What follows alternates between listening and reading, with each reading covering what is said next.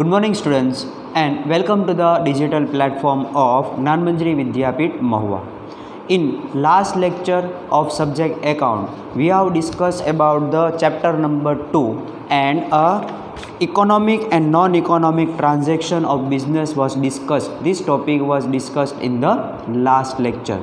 Today we will see the cash transaction and credit transaction and how to identify cash transaction and credit transaction will be studied in this lecture.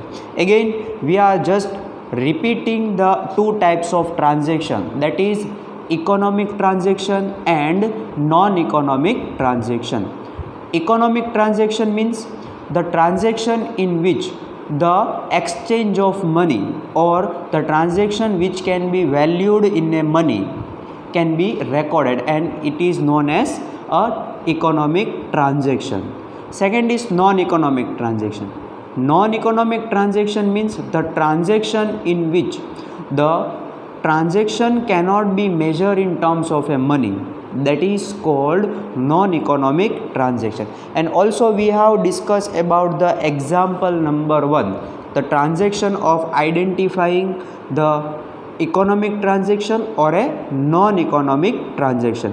That topic is discussed in the previous lecture. Now let us discuss the another topic, that is cash transaction and credit transaction from page number 27. Page number 27, identification of cash and credit transaction. કેવી રીતના ખબર પડે કે જે transaction આપ્યું છે એ cash transaction છે કે પછી ક્રેડિટ ટ્રાન્ઝેક્શન છે, એ આઈડેન્ટિફિકેશન માટે આપણે અહીંયા ડિસ્કસ કરીએ. First point is cache transaction. In this kind of transaction, there is an exchange through cash or bank. આ ટ્રાન્ઝેક્શનની અંદર કેશ સાથે એક્સચેન્જ થાય, મતલબ કા કેશ આવતી હોય કા કેશ આપણી પાસેથી જાતી હોય, એટલે કેશ એક્સચેન્જ થતું હોય. તો જો આપણે એક કેશ ટ્રાન્ઝેક્શન માટે કહીએ તો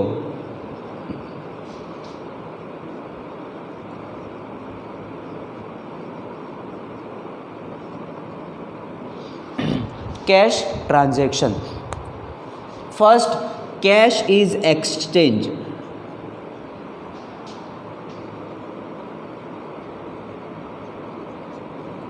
કેશ એક્સચેન્જ એટલે આપણે શું કીધું કે કેશ આપણી પાસે આવતી હોય કા કેશ આપણી પાસેથી જાતી હોય, બેમાંથી એક થતું હોય. એટલે અહીંયા આપણે એ પણ લખી નાખીએ, whether cash comes in or whether cash goes out. These two situations arise. Second point is, in such a transaction the word cash is mentioned. If the word cash is not mentioned and the name of a person is not mentioned, then also it is treated as a cash transaction. Second condition, cash word is being given in a transaction. Cash word, આ word ટ્રાન્ઝેક્શનમાં આપ્યો જ છે, goods of ₹5,000 purchased by cash. આવો એક cache word આપ્યો હોય એટલે એનો મિનિંગ થાય કે એ કેવું છે, કેશ ટ્રાન્ઝેક્શન છે. Third terms and condition for that is the name of person is not given. Name of person is not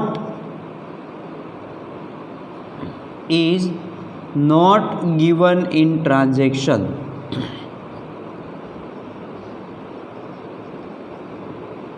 third point કે આવા ટ્રાન્ઝેક્શનની અંદર પર્સનનું નામ ન આપ્યું હોય એટલે એ કેશ ટ્રાન્ઝેક્શન જ થઈ જાય. સેકન્ડ, જો પહેલાં કા કેશ આવે કેશ જાય એટલે મતલબ એવો કહેવાય કે પેમેન્ટ થતું હોય કા આપણે ઇન્કમ રિસીવ થતી હોય, તો બેમાંથી એક થઈ અથવા ટ્રાન્ઝેક્શનની અંદર કેશ વર્ડ ક્લિયરલી ક્લેસિફાઈ કર્યો હોય. થર્ડ કે name of person is not given, ટ્રાન્ઝેક્શનની અંદર જો એનું નામ ન આપ્યું હોય તો પણ એ કેશ ટ્રાન્ઝેક્શન થાય. And third, in this transaction bank cash account is definitely affected and consequently bank cash increase and or decrease. આવા કેશ ટ્રાન્ઝેક્શનની અંદર કેશ કે બેંક એકાઉન્ટ ડેફિનેટલી એટલે ઇફેક્ટ કરે ને કરે જ. કાં કેશ ઇન્ક્રીઝ થાય, કાં કેશ ડિક્રીઝ થાય, ઓર બેંક બેલેન્સ ઇન્ક્રીઝ થાય, કાં બેંક બેલેન્સ ડિક્રીઝ થાય. એટલે જો આ કેશ ટ્રાન્ઝેક્શનને આપણે આઈડેન્ટિફિકેશન આપવું હોય કે કેવી રીતના ખબર પડે કે કેશ ટ્રાન્ઝેક્શન છે, તો એમાં 2 કે 3 રૂલ્સ જ યાદ રાખવાના. એક કે એની અંદર કેશ વર્ડ આવતો હોય એટલે એ સમજી જવાનું કે એ કેશ ટ્રાન્ઝેક્શન છે. બીજું, ટ્રાન્ઝેક્શનની અંદર કોઈ પર્સનનું નામ જ ન હોય, ટ્રાન્ઝેક્શનમાં કોઈ નામ ન આપ્યું હોય પર્સનનું, તો એ પણ કેવું થઈ જાય કેશ ટ્રાન્ઝેક્શન. અને fourth point we can remind that it will be received or paid. Cash કાં રિસીવ થતું હોય એવું લખ્યું હોય, કાં પેડ કર્યું હોય. ₹500 પેડ ફોર વેજ. જો પેડ એવો એક વર્ડ આવ્યો તો એ પણ કેવું થાય કેશ, અથવા એવું રિસીવડ વર્ડ આવે તો એ પણ કેવું થાય કેશ. તો જો કેશ ટ્રાન્ઝેક્શન આ 3 કે 3 રીતે આપણને ખ્યાલ આવે કે કેશ ટ્રાન્ઝેક્શન હોય ત્યારે આ 3માંથી કોઈ પણ એક કન્ડિશન એપ્લિકેબલ થવી જોઈએ. Now second one is credit transaction. In this kind of transaction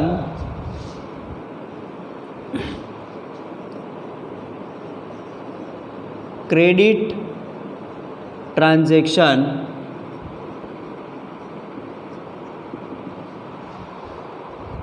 no exchange through cash and bank. Cash transaction જ્યારે શીખ્યા તો એમાં કેશનું એક્સચેન્જ થતું.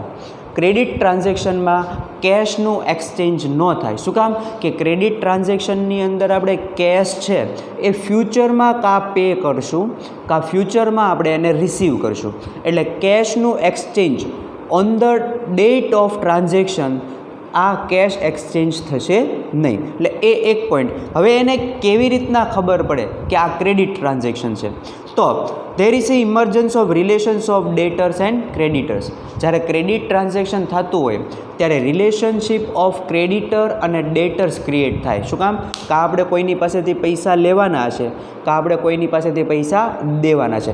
તો આ જે થાય એટલે એ કહેવાય ક્રેડિટ ટ્રાન્ઝેક્શન. હવે જો ક્રેડિટ ટ્રાન્ઝેક્શનને કેવી રીતના આઈડેન્ટિફાઈ થાય? તો પહેલું, name of the person is mention, the word cash bank is not mention.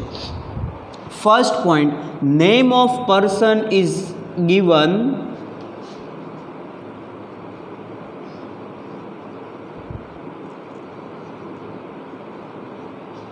in transaction.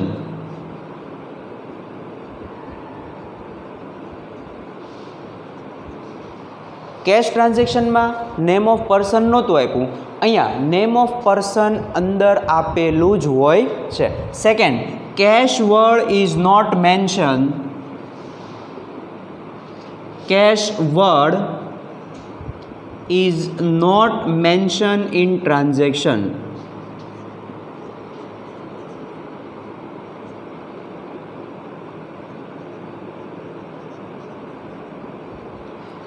કેશ ટ્રાન્ઝેક્શનમાં કેશ વર્ડ મેન્શન કર્યો હોય, ક્રેડિટ ટ્રાન્ઝેક્શનમાં આ કેશ વર્ડ મેન્શન ન કરેલો હોય. એટલે એના બદલામાં કાં ક્રેડિટ એવો વર્ડ મેન્શન કરશે.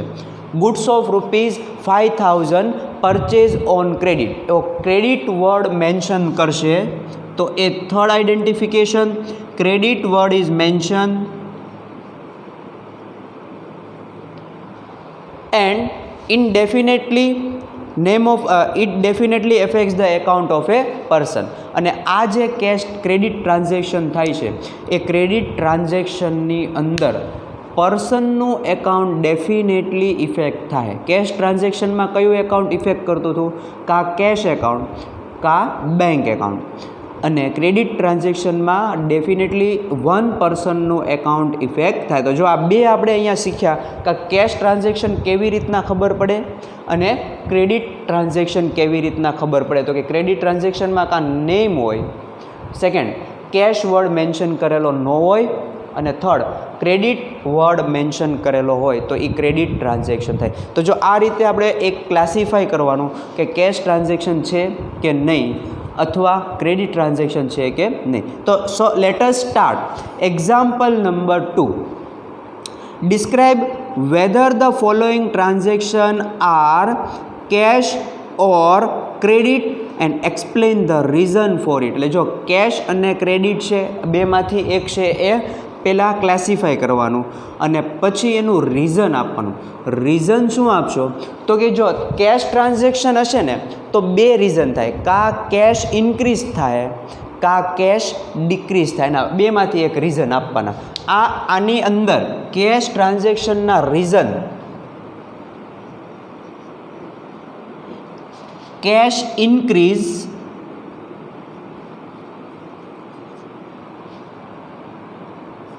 और second one is cash decrease. आ रीजन आपणे कैश ट्रांजेक्शन में आपशू का कैश इनक्रीज थाय का कैश डिक्रीज थाय। हवे अहींया तो अहींया क्रेडिट ट्रांजेक्शन में रीजन शुं थशे, डेटर्स इनक्रीज और creditor increase. One reason is that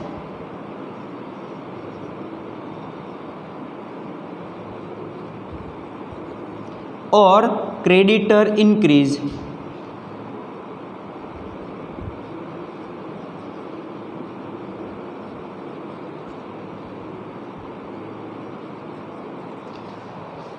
जो कैश इनक्रीज क्यारे थशे तो कि आपणे कोई गुड्स सोल्ड करिए तो आपणी कैश इनक्रीज थाय, गुड्स परचेस करिए तो आपणी कैश डिक्रीज थाय। आपणे कांई इनकम रिसीव करिए तो कैश इनक्रीज थाय अने कांई पेमेंट करिए एक्सपेन्स पे करिए तो कैश शुं थई जाए डिक्रीज थी जाए। सेम वे अहींया डेटर्स इनक्रीज क्यारे थशे ज्यारे आपणे कोई गुड्स क्रेडिट में सोल्ड करिए तो डेटर इनक्रीज थाय अने आपणे कोई गुड्स क्रेडिट में परचेस करिए तो क्रेडिटर है ए इनक्रीज थाय। आ रीते एक रीजन आपवानुं आपणे कि भाई केवी रीतना गुड्स के इनक्रीज थयुं के कैश इनक्रीज थयुं, डेटर्स इनक्रीज थया के क्रेडिटर्स इनक्रीज थया ए आपणे आपवानुं। Now let us start first transaction of example number 2। Goods sold in cash for 500। जो क्लियरली अहींया कैश वर्ड मेन्शन कर्यो, goods sold in cash. Cash word mention थाय एटले आपणे कीधुं तो जो अहींया आमां कैश वर्ड मेन्शन न थाय, अहींया कैश वर्ड मेन्शन थाय एटले एने केवुं ट्रांजेक्शन कीधुं हतुं कैश ट्रांजेक्शन। तो so first transaction is a cash transaction. You can see in page number 28 table is given. In table goods sold for cash of ₹5. Here second column is cash or credit and there it is written as cash transaction. Now reason, if we are selling goods એટલે આપણે જો કોઈ goods sold કરીએ તો આપણી પાસે પૈસા આવે એટલે જો એનું રીઝન આપેલું છે cash increase। तो जो आ रीते आइडेंटिफिकेशन करवानुं अने एनुं आपणे रीजन आपवानुं छे। क्लियर? आ ज रीते बधा आइडेंटिफिकेशन करवाना। पेलुं आपणे जोयुं एमां कैश वर्ड आपेलो हतो। Second one goods purchase for 800। जो अहींया बे कंडीशन, एक कैश वर्डनो मेन्शन नथी। सेकंड वन आमां कोई पर्सननुं नाम पण आपेલું નથી, ખાલી એટલું જ કીધું ગુડ્સ પરચેસ ફોર 800। જો અહીંયા કન્ડિશન તો કે name of person is not given, આવી ગયું, કોઈ પર્સનનું નામ અહીંયા આપેલું નથી। જો અહીંયા નેમ ઓફ પર્સન આપ્યું હોય તો એ ક્રેડિટ થઈ જાય અને એની હારે ક્રેડિટ વર્ડ એ મેન્શન નથી, મતલબ આની અંદર કાંઈ નથી, કેશ વર્ડનો મેન્શન નથી, પ્લસ અહીંયા જોઈએ તો પર્સનનું નામ પણ નથી। पर्सनનું નામ ન હોય, જો name of person is not given in transaction, અહીંયા આપણને ટ્રાન્ઝેક્શનમાં નેમ ઓફ પર્સન નથી આપ્યું તો એ કેવું ટ્રાન્ઝેક્શન થઈ જાય, કેશ ટ્રાન્ઝેક્શન જ એને કાઉન્ટ કરવામાં આવશે। આપણે અહીંયા ટર્મ્સ એન્ડ કન્ડિશન એટલે જ લખી છે। Second one is also a cash transaction અને આપણે ગુડ્સ પરચેસ કરીએ તો એનું રીઝન શું આપી છે કે પરચેસ કરો એટલે આપણી પાસેથી કેશ જાય એટલે આપણું કેશ ડિક્રીઝ થાય, શું થાય, cash decrease. So reason it given cash decrease. Second one is a cash transaction and reason is cash decrease. Third one, goods of rupees 900 sold to Meena. જો અહીંયા આ ટ્રાન્ઝેક્શનમાં જુઓ તો કેશ વર્ડ મેન્શન નથી. અને સેકન્ડ, મીના એટલે પર્સનનું નામ given છે, પર્સનનું નામ આપ્યું છે. બે એપ્લિકેબલથી કેશ વર્ડ નથી આપ્યો. જો cash word is not given. Second, name of person is given. જો આ થયું એટલે એનો મિનિંગ શું થયું? એ કેવું ટ્રાન્ઝેક્શન છે? ક્રેડિટ ટ્રાન્ઝેક્શન છે. જો અહીંયા આપણને આમાંથી આપ્યું હોય, આ ત્રણ એપ્લિકેબલ થાય તો એ કેશ ટ્રાન્ઝેક્શન હોય, અને આ ત્રણ એપ્લિકેબલ થાય કે ત્રણમાંથી કોઈ એપ્લિકેબલ થાય તો એ કેવું ટ્રાન્ઝેક્શન હોય? ક્રેડિટ. તો અહીંયા આપણને એક પર્સનનું નામ આપ્યું છે અને એની સાથે કેશ વર્ડ નથી, એટલે એ કેવું ટ્રાન્ઝેક્શન થાય? Credit transaction. And reason, no cash word and sold to Meena. Sold to Meena, મીનાને આપણે વેચ્યું, મતલબ ફ્યુચરમાં મીના પાસેથી આપણે એમાઉન્ટ લેવાની થાય, એટલે આપણા ડેટર્સ ઇન્ક્રીઝ થયા. જો આ રીઝન લખો તો હાલે, એ ન લખવું હોય તો આ ડેટર્સ, બિકોઝ આપણે ફ્યુચરમાં એની પાસેથી એમાઉન્ટ લેવાની છે, કારણ કે અત્યારે આપણે એને ગુડ્સ ક્રેડિટમાં વેચ્યું છે, એટલે ફ્યુચરમાં એ આપણને પેમેન્ટ કરશે, એટલે એ આપણા માટે ડેટર્સ થયો. So reason you can write debtors increase or no cash words and sold to Meena. Transaction number 4, goods of rupees 2000 sold to Nutan for cash. જો અહીંયા નેમ ઓફ પર્સન આપ્યું છે, નૂતન નેમ ઓફ પર્સન છે. Second, પણ એની સાથે four cache એટલે cache word mention કર્યો છે. કેશ વર્ડ મેન્શન કરે, ભલે પર્સનનું નામ આપ્યું હોય, કેશ વર્ડ આપ્યો હોય, સાથે જો પર્સનનું નેમ હોય તો પણ એ કેશ ટ્રાન્ઝેક્શન જ થાય. કેશ વર્ડ એટલે કેશ, એની સાથે પર્સનનું નામ હોય કે પર્સનનું નામ ન હોય તો પણ એ કેવું થાય? કેશ ટ્રાન્ઝેક્શન જ થાય. એટલે જો ફોર્થ વન પણ શું થશે? Cache transaction. અને સોલ્ડ કરો એટલે આપણી પાસે પૈસા આવે, એટલે કેશ ઇન્ક્રીઝ. જો fourth one transaction cash transaction and cash increase. Fifth one, salary paid ₹5000 received or paid. જો પેડ કરો એટલે પૈસા આપ્યા, તો સેલેરીના પૈસા આપો એટલે એ કેશ ગયા આપણી પાસેથી. કેશ ગયા એટલે એ કેવું ટ્રાન્ઝેક્શન થાય? કેશ ટ્રાન્ઝેક્શન જ થાય. એટલે એનું રીઝન પણ આવશે કે સેલેરી છે એ cash transaction and cash decrease.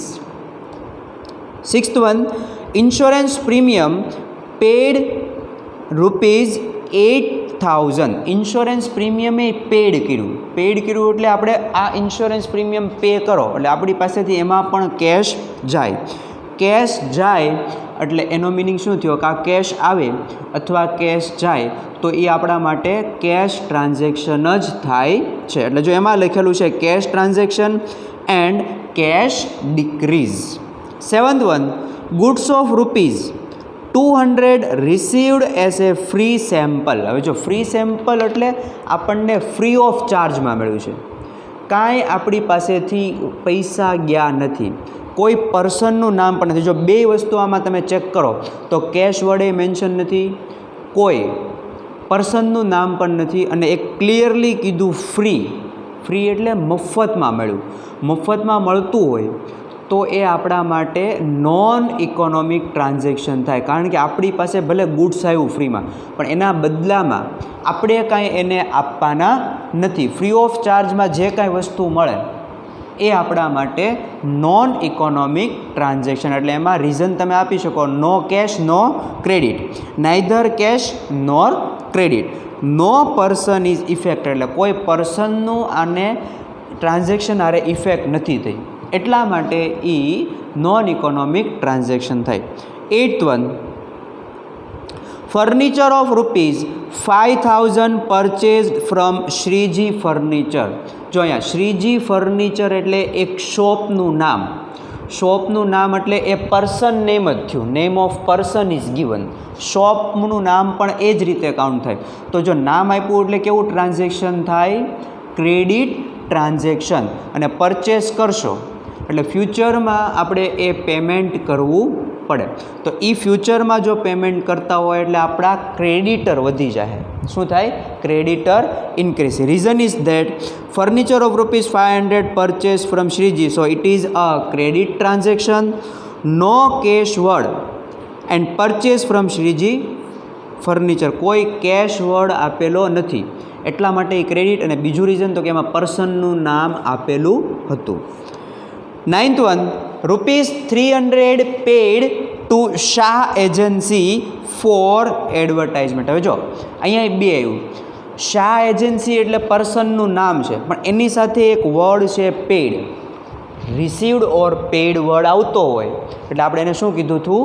Cache transaction. ભલે એ પેડ કે રિસીવડ હારે કોઈ પર્સનનું નામ હોય, પણ જો એની સાથે પેડ વર્ડ હોય, કેશ વર્ડ હોય, રિસીવડ વર્ડ હોય તો એ કેશ ટ્રાન્ઝેક્શન જ થાય. એટલે અહીંયા એક્ઝામ્પલ 9 પેડ છે એટલે કેશ ટ્રાન્ઝેક્શન, અને પે કરો એટલે એ આપણા માટે કેશ ડિક્રીઝ. એટલે જો રીઝન આપેલું છે cash decrease. 10th one, commission received ₹3200. કમિશનના 3200 રિસીવડ એટલે આવ્યા. જો અહીંયા વર્ડ છે તે રિસીવડ. રિસીવડ એટલે એ પૈસા આવે એટલે એ આપણા માટે થાય કેશ ટ્રાન્ઝેક્શન, કારણ કે કેશ આપણી પાસે આવી એટલે એ થશે cash increase. 11th one, goods of ₹5000 purchase for cash, payment is made through cheque. હવે જો કેશ પરચેસ કરીએ છીએ આપણે અને કેશ વર્ડ આવ્યો એટલે એ થશે આપણા માટે કેશ ટ્રાન્ઝેક્શન. કેશ વર્ડ આવી ગયો એટલે પરફેક્ટ એને કેવું કહેવાય? કેશ ટ્રાન્ઝેક્શન જ કહેવાય. અને પરચેસ કરો એટલે આપણા પૈસા જાય એટલે કેશ ડિક્રીઝ થાય. પણ એક વર્ડ અહીંયા ફરી જશે કારણ કે એ ટ્રાન્ઝેક્શન આપણે ચેકથી કર્યું એટલે કેશ ડિક્રીઝની જગ્યાએ બેંક બેલેન્સ ડિક્રીઝ થાય. 12th one, goods of ₹6000 sold, payment is received by cheque. જો અહીંયા સોલ્ડ કર્યું પણ એની સાથે વર્ડ આવી ગયો રિસીવડ. રિસીવડ એટલે આપણે પૈસા આવી ગયા, તો રિસીવ કરો અને પૈસા આવી જાય એટલે એ આપણા માટે શું થાય? Cache transaction. અને રિસીવ કર્યા એટલે આપણે કેશ ઇન્ક્રીઝ, પણ કેશ ઇન્ક્રીઝની જગ્યાએ શું થાય? બેંક બેલેન્સ ઇન્ક્રીઝ થાય, કારણ કે રિસીવ કરો કે આપણે કેશ રિસીવ થાય એટલે કેશ કે બેંક જ રિસીવ કરતી હોય. તો it is a cash transaction and bank balance increase. Rent received. 13th one, rent received by cheque of ₹500. હવે રેન્ટ એટલે ભાડું. ભાડું આપણને ચેકથી ₹500 મળ્યું. તો ₹500 મળે એટલે શું થાય? તો કે મળ્યું એટલે આપણી પાસે કેશ આવી. કેશ આવ્યા કે રિસીવ વર્ડ આવી ગયો એટલે એ આપણા માટે થશે કેશ ટ્રાન્ઝેક્શન. અને કેશ ટ્રાન્ઝેક્શન લખ્યું અને ચેકથી મળ્યું એટલે બેંક બેલેન્સ શું થઈ? ઇન્ક્રીઝ થઈ. 14th one, telephone bill of ₹700 paid by cheque. જો અહીંયા પાછો વર્ડ પેડ આવ્યો. ચેકથી આવ્યો છે એટલે એ બેંક આરે રિલેટેડ છે, પણ પે કરો એટલે શું થઈ જાય? પેડ વર્ડ આવે એટલે શું થઈ જાય? તો કે કેશ ટ્રાન્ઝેક્શન જ થઈ જાય. તો જો અહીંયા પણ આ 14 ટ્રાન્ઝેક્શન છે એ કેવું છે? Cash transaction. અને કેશ ટ્રાન્ઝેક્શન છે એટલે પેડ કર્યું એટલે આપણી પાસેથી કેશ ડિક્રીઝ થઈ, પણ ચેકથી પે કર્યું એટલે આપણી બેંક બેલેન્સ ડિક્રીઝ થાય. તો જો રીઝન આપ્યું છે પહેલાં કેશ ટ્રાન્ઝેક્શન અને રીઝન આપ્યું છે bank balance decrease. Last transaction 15th one, a cheque of ₹3000 issued to Laxmiben for her dues. હવે એક અહીંયા નવું આવ્યું ઇશ્યુડ. ઇશ્યુનો મતલબ એવો થાય કે એક ચેક 3000નો મેં ઇશ્યુ એટલે મેં આપ્યો. કોને આપ્યો? લક્ષ્મીબેનને. એટલે મેં ચેક લખીને આપ્યો. ચેક લખીને આપવાનો મતલબ શું થાય? તો કે મારે જે પૈસા આપવાના હતા એ પૈસા મેં એને આપી દીધા. ઇશ્યુ કરવો મતલબ ચેક લખી અને આપવો. એટલે ચેક લખો અને જો તમે આપી દો તો એ એક ટાઈપ્સ ઓફ કેશ ટ્રાન્ઝેક્શન જ થયું. કારણ કે આપણી પાસેથી ચેક લખ્યો એટલે આપણે ચેક એને આપ્યો અને એ ચેક ક્યાં આપશે? એ બેંકમાં. એટલે આપણા એકાઉન્ટમાંથી પૈસા ડિક્રીઝ થઈ જાય ને. તો એટલા માટે ચેક જ્યારે ઇશ્યુ થતો હોય તો એ પણ એક કેશ ટ્રાન્ઝેક્શન જ કાઉન્ટ કરવામાં આવે. અને જો એમાં રીઝન પણ લખ્યું છે બેંક બેલેન્સ ડિક્રીઝ. સો જો આ રીતે આપણને ખબર પડે કે કયું ટ્રાન્ઝેક્શન કેશ છે અને કયું ટ્રાન્ઝેક્શન ક્રેડિટ છે, એની માટે આ રૂલ્સ કે આ ત્રણ પોઈન્ટ યાદ રાખવાના કે જેનાથી આપણને ખબર પડે કેશ ટ્રાન્ઝેક્શન શું છે અને ક્રેડિટ ટ્રાન્ઝેક્શન કયું છે. તો એ ખબર પડે એટલે પછીનો આગળનો સ્ટેપ આવે એને પછી ક્લાસિફાઈ કરવાનું હોય ડેબિટ અને ક્રેડિટ. એ ટોપિક આપણે પછી ડિસ્કસ કરશું, પણ આના બેઝ ઉપર જ આપણને ખબર પડશે કે હવે ડેબિટ કયું કરવું અને ક્રેડિટ કયું કરવું. એ પહેલાં ઇકોનોમિક્સ શીખ્યા આપણે, ઇકોનોમિક ટ્રાન્ઝેક્શન, પછી નોન ઇકોનોમિક ટ્રાન્ઝેક્શન શીખ્યા, એ પછી કેશ ટ્રાન્ઝેક્શન અને એ પછી આપણે શીખ્યા ક્રેડિટ ટ્રાન્ઝેક્શન. તો આ બધાના બેઝ ઉપર જ આપણે ડેબિટ અને ક્રેડિટ માટે આપણે એનું એક સ્ટેપ શીખવાનો છે. તો students, today we how learn example number 2, and in example number 2 we have learned that how to identify cash transaction or a credit transaction. In homework you have to write this example number 2 one times and you have to see it how it is a cash transaction and how it is a credit transaction. If any doubt occurs in this any types of transaction, then you can ask me with the WhatsApp number you have already with you. So you can ask if any doubt and revise this example properly and also write one time in homework. So you can be get a perfect idea that when and how it is a credit transaction and when and how it is a credit transaction. Next topic is voucher, that will be discussed in the next lecture. Thank you very much.